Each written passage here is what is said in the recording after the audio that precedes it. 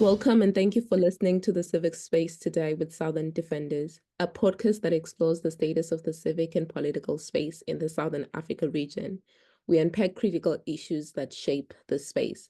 My name is Mandatim Loja and I'm your host. In today's episode, we turn a focus to the intersection of human rights and disability inclusion.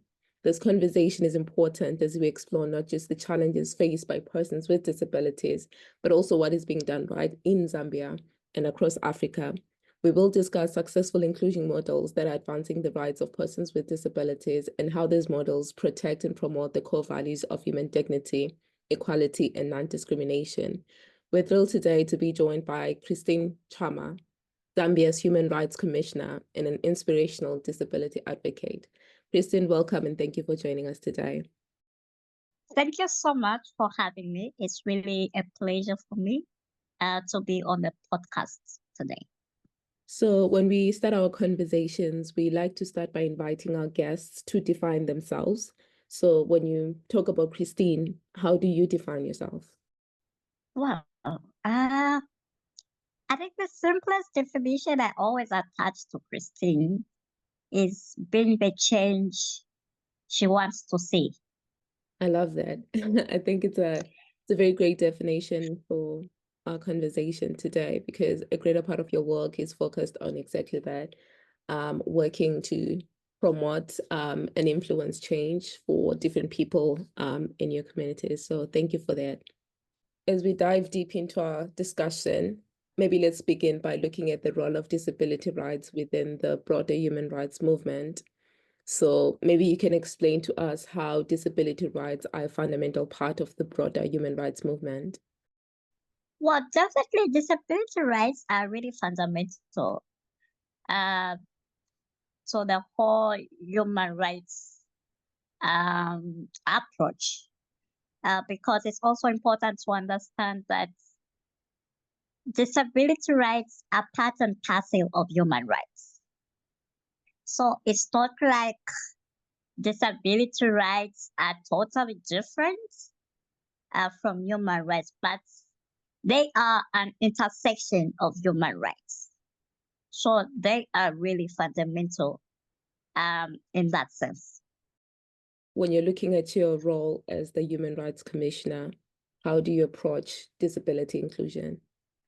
Well, definitely for the commission, I think we all understand that the main mandate of the commission is to uphold and protect the human rights of each individual. And so that also entails upholding and protecting the disability rights. And so from that sense, it is very cardinal as a commission that we take critical, we really try to come up with programs, projects that will also directly address the issues surrounding disability rights. As much as we look at the general aspect of human rights, but it's always important to understand and appreciate that there's always that opportunity that has to be created to critically focus on disability rights and the programming. Basically in whatever we are doing, whatever the commission is doing in its programming, in its projects, it is very cardinal that disability rights aspect is really taken into consideration. As we continue this conversation, I think one of the things we trying to emphasize on today is the successes in human rights work, but also broadly in promoting disability inclusion. So maybe you could share some examples of human rights-based inclusion models that have worked well in Zambia or other African countries. Definitely, I think I would want to focus maybe more on Zambia because I can't really give the general aspect when it comes to other countries. Maybe there might be differences here and there. So in Zambia, we are in a transformative stage. We haven't really gone so much uh, into the human rights based approach as the best model when we're talking of disability inclusion. Right now in Zambia, we are in a transitioning phase. I think I'll try to give a brief background where we're coming from as a disability movement and talking of disability inclusion in Zambia. So for a very long period of time, the model that was being used was the charity model. And I think we all understand what it entails when it comes to charity model. It's like it doesn't really give an opportunity for an individual or a person with a disability to be able to make decisions on their own. But it's always dependent on others making decisions for them. So we are coming from that background as a disability movement in Zambia. So we moved from a charity model, then we went into a medical model where disability basically was being defined by a medical practitioner. And with that, it entails like disability is sort of a disease or an ailment, which also has quite a number of disadvantages if you were to really take, if you're talking of disability inclusion, when you look at the medical model, also doesn't really speak to what disability inclusion is all about. And then I think later on I also had to now, we started transitioning again now to a social model. So like when you look at the social model and the human rights based approach model, I think these two models are what really speaks or encourages to what we're talking about or what we're now emphasizing of disability inclusion. Because with these two models, they focus on the person with a disability being able to make decisions on their own, more especially when you talk of the human rights based model.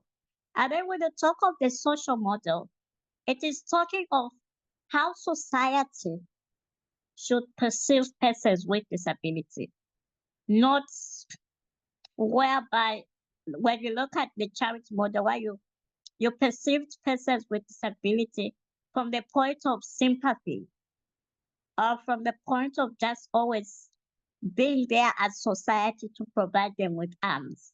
But then when we talk of social model and the human rights model, it's these two models gives us an opportunity to appreciate the abilities and the contributions that persons with disabilities as individuals they are able to add to our communities, society, and the country as a whole.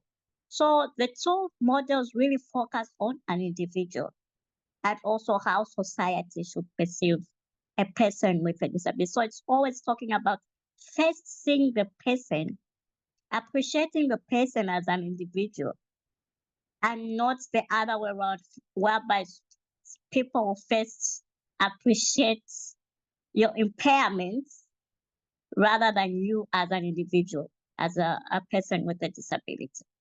Thank you so much. I actually love the way that you framed the changes, because I think when we look at other regions in the continent and Southern Africa particularly, people are able to locate themselves there and also see what kind of transformations have happened, if any, in their own communities.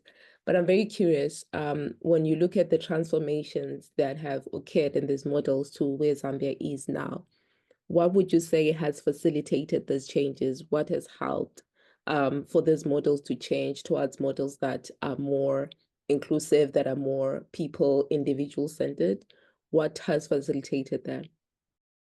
I think basically what has really facilitated that, of course, it's as you know, Zambia is also a state party to the UN um, documents, the United Nations, and it being a signatory, that has also necessitated the transformation, and also through having um, global conversations when it comes to disability. I think Zambia will be able to learn from other nations what it really entails when we're talking of disability inclusion, and what are the best model to use.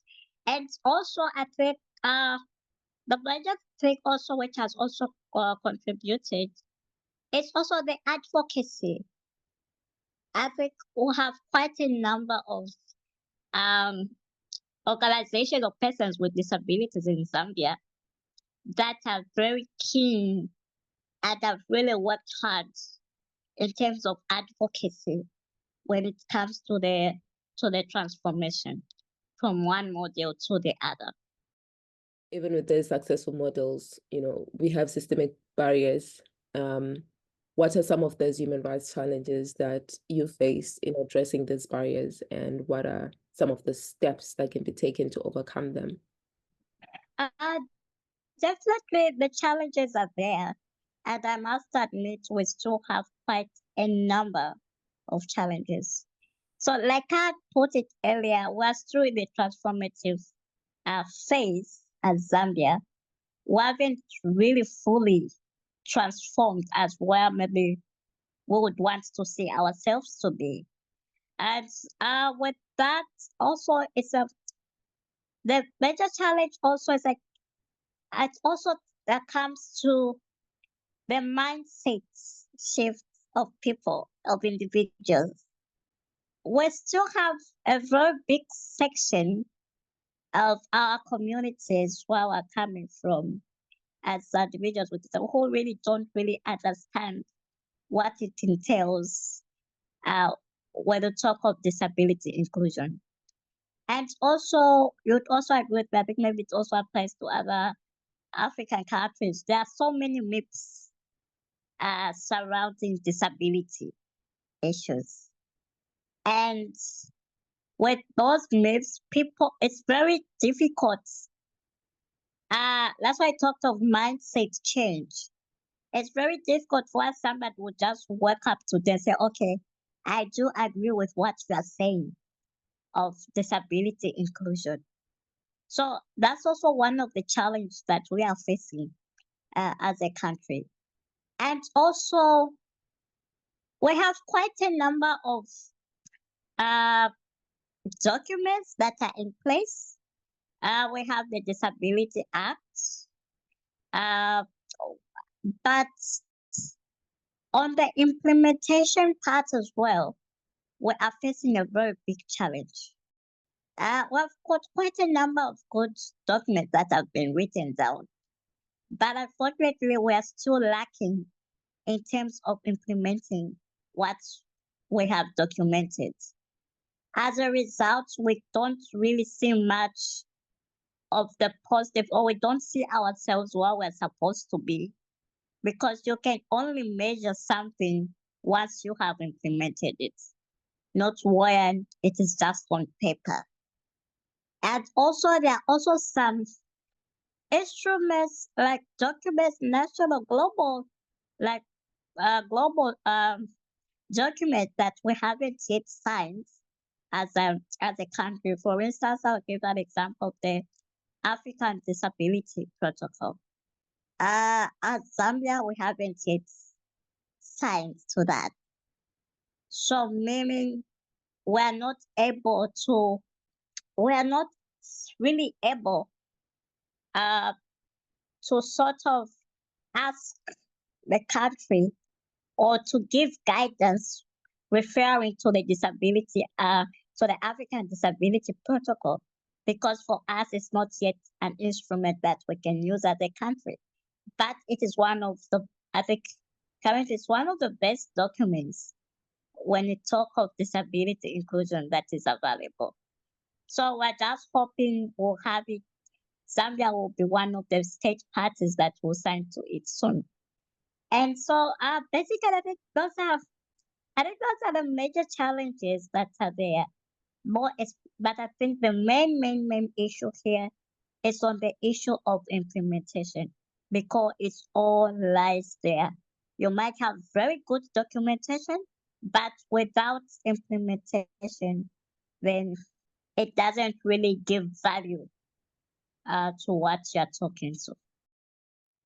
So I'm also very curious about potentially a pivotal moment in your work as a human rights commissioner in Zambia.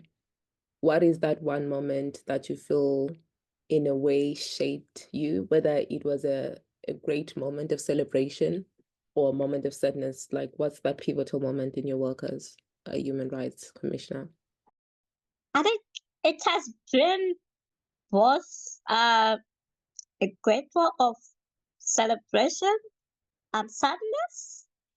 I think I talk to maybe when I think of a great one of celebration, but not really celebration, but uh, it has been an opportunity for me.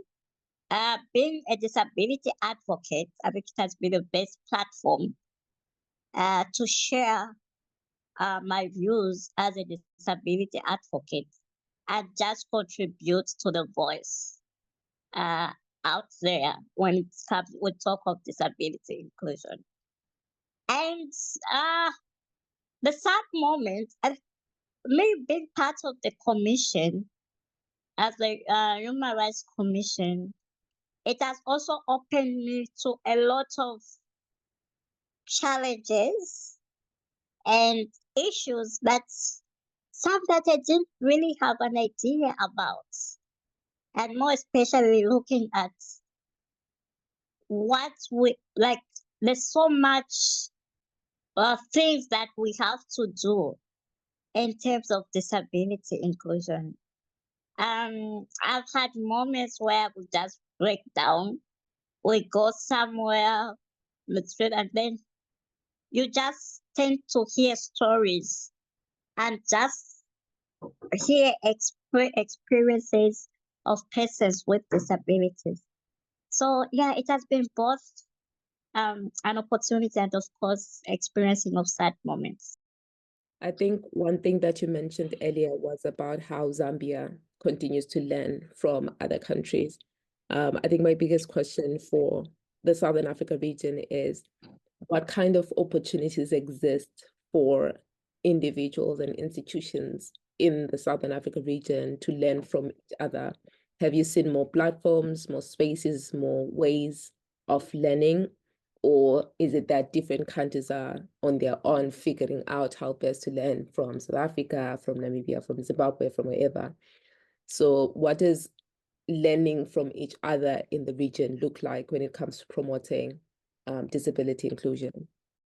Uh, I think truth be told, at the moment, I know, yeah, there are a few platforms that have been created, where different countries, of course, could meet, have dialogues. But I feel there's more that we can do as a southern region so that we're able to exchange more knowledge when we'll be able to learn from each other the best practices when it comes to disability inclusion. But of course, I'm aware a few platforms that have been created. And I think this is also another platform that has been created, Southern Defenders. Um, I'm aware, I think I've attended one conference when I was part of the panel, the one that was held in Zambia. And so there are such platforms that have been created, but I think we need more that would really focus entirely on disability issues. As we draw into the final part of our conversation, what is your vision for the future of disability rights in Zambia and across Africa?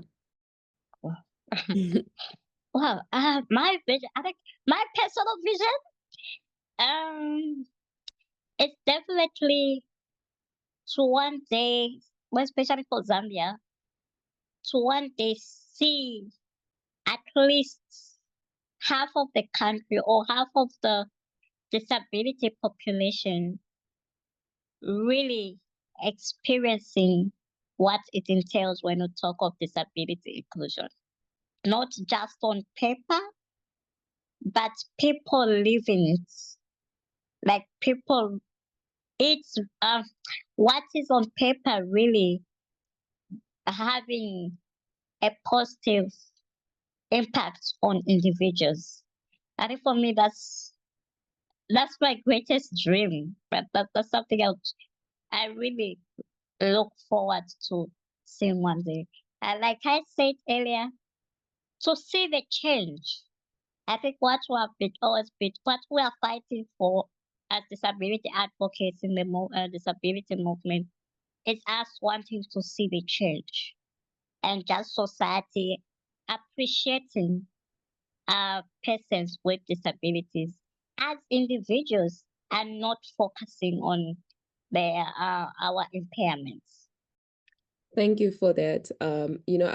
Before I ask you my next question, because I wanted to ask what advice you have for organizations and policymakers who are advancing disability rights. But before we get to that, one of the things that comes up a lot in conversations about inclusion is how, in a lot of instances, organizations, institutions tend to have disability inclusion as almost an aesthetic. And an example of that would be when someone is hired to handle disability issues within an institution, but there is nothing beyond having an individual. There is nothing provided that can enable that individual to do work that helps to meaningfully promote human rights, disability rights. And then tied to that is also a conversation about events, where certain things are brought in, like you get a sign language interpreter in an event, and that is for them a mark of inclusion. So they're different things and they come up a lot. Almost it almost becomes an aesthetic than meaningful inclusion. Have you seen those kind of things? What are some of the dangers of doing that, and how can organizations begin to think better? Because I think you mentioned already that it takes away seeing the individuals as a person first, and then seeing how they can bring forward work that helps to meaningfully promote disability rights. Yes, what you have explained, I've seen it and I've experienced it. And which is very saddening if we're really talking of meaningful disability inclusion, because this is what we're talking about, and that's what we need. So yeah, I've seen it but of course there's an event at the a sign language a sign language interpreter is available, and that is considered as disability inclusion. For me, that is not total disability inclusion, because I understand disability inclusion entails a lot, just more than just providing a sign language interpreter. I always say when you're talking of meaningful disability inclusion, it should start from when you are planning for events, at the planning stage. When you're having those conversations, for instance, you want to host an event.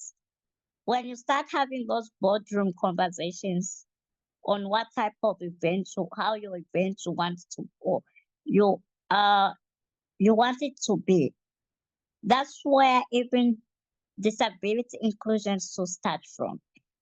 We've seen quite a number of instances where mostly disability inclusion comes as an afterthought. For instance, I've attended events, and then when I reach the venue of an event, and then I'm thought, oh, sorry, we're not expecting you. But then there's nothing much we can do.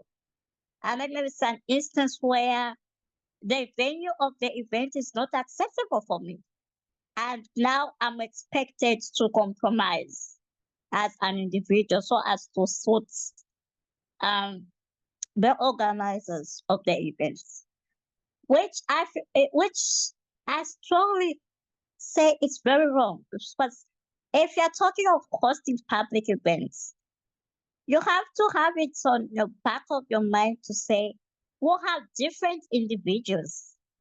And that also entails that we can have persons with disabilities attending our events. So it's always important that from the planning stage of whatever activity projects that you're about to embark on, you'll have disability inclusion at the back of your mind.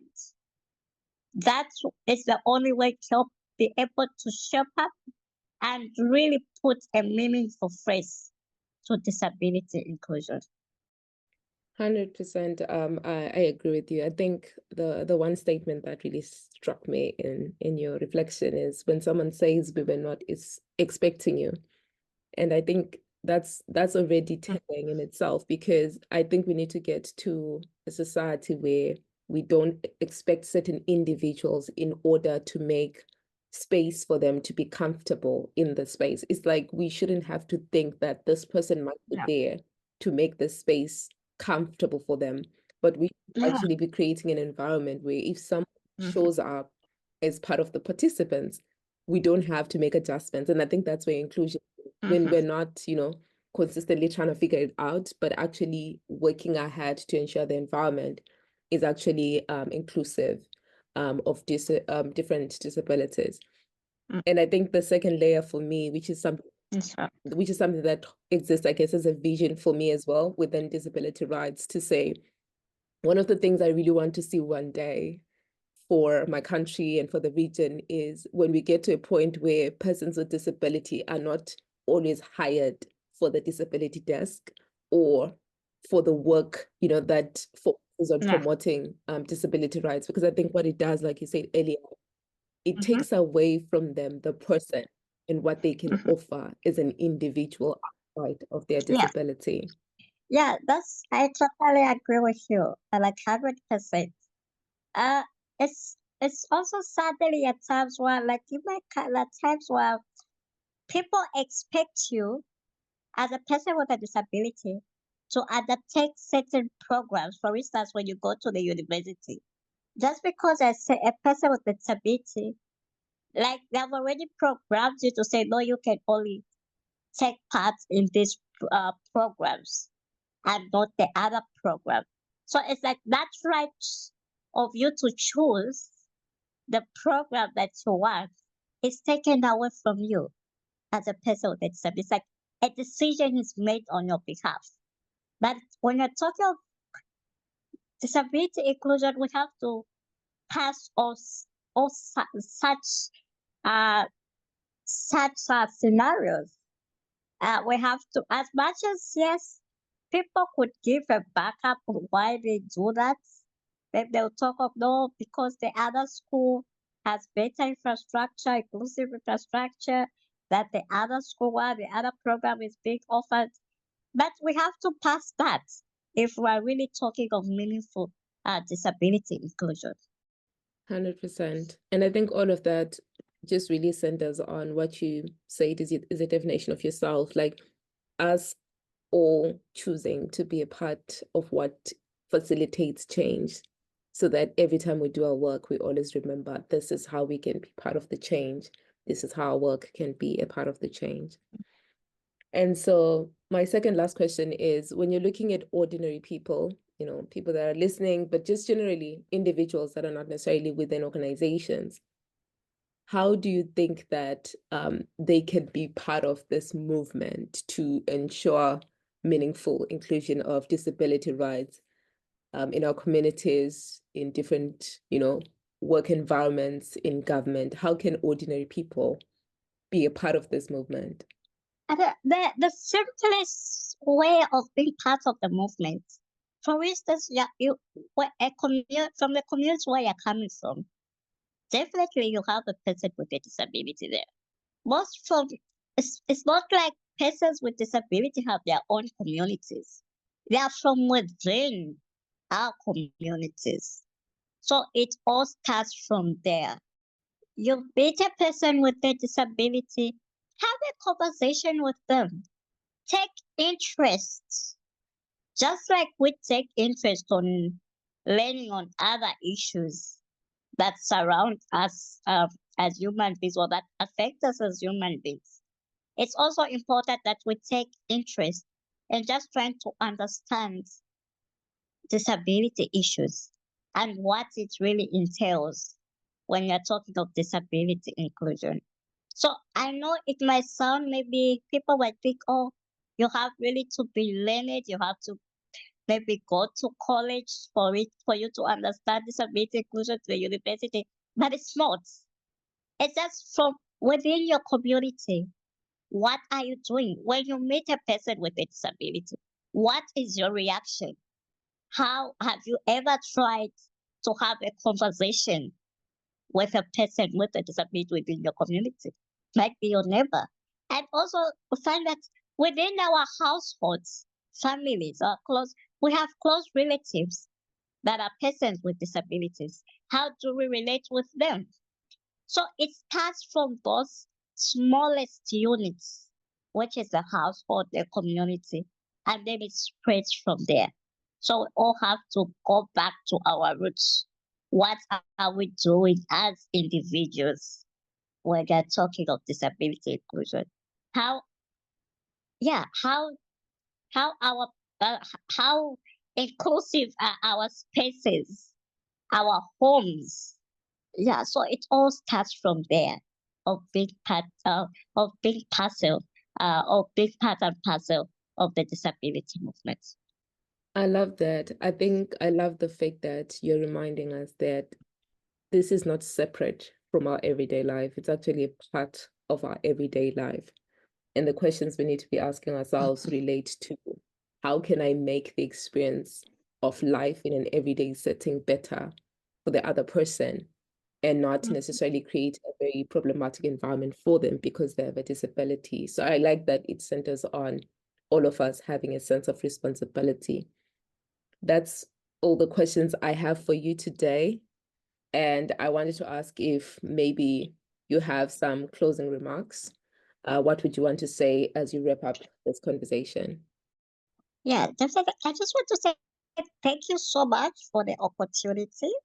Um, I think for me as a disability advocate, I don't take for granted such opportunities where I have to share my a bit of knowledge when they're talking of disability issues, because I always need such platforms to be able to share, just have conversations, interactions, and just people to have an opportunity of people to hear what my views are when it comes to disability, and also hopefully able to get feedback, because for me as well, it's very important, as I always learn each and every day.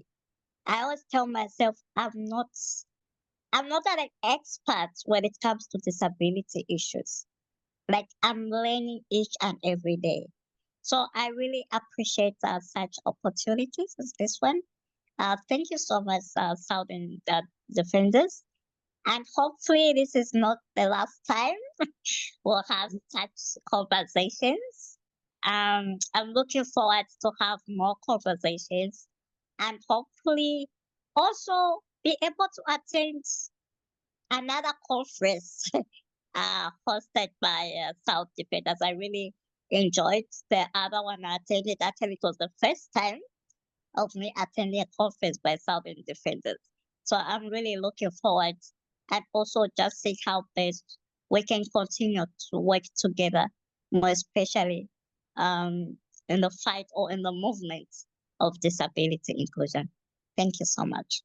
No, thank you so much, Commissioner, first for making the time for us and also for the positive feedback to the work of Southern Defenders. We definitely will continue to tap into your work and your expertise, your experiences, in order to also refine the way that we do our work. Because I think more than this being a conversation for other organizations, it's also a learning point for ourselves as well in the work that we're doing. So thank you so much for making the time today.